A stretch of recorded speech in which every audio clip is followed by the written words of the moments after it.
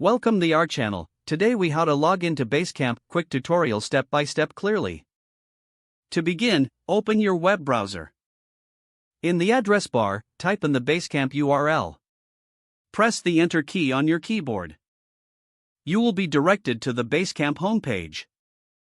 Look for the login button, typically located in the upper right corner. Click on the login button.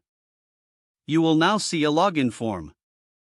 Enter your email address in the designated field.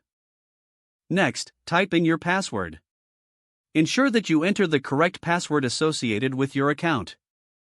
If you wish to stay logged in, check the Remember Me box. Once all information is entered, click the login button at the bottom of the form. If your credentials are correct, you will be taken to your Basecamp dashboard. If you encounter an issue with your login, there may be an option to reset your password.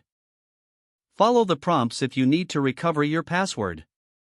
Once logged in, you can start managing your projects on Basecamp. If the page does not load, refresh the browser or try again in a private or incognito window. Make sure you are using the correct email address, then retype it carefully to avoid small typos.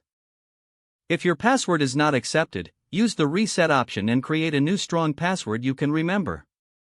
Check your spam folder for verification or security emails, then complete any requested confirmation steps. Enable two-factor authentication if available to improve account security and reduce unauthorized access risk. After signing in, review your profile details so your contact information and settings are accurate and current.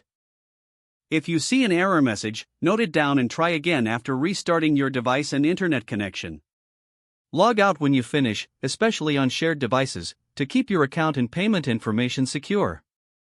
If the page does not load, refresh the browser or try again in a private or incognito window. Make sure you are using the correct email address, then retype it carefully to avoid small typos.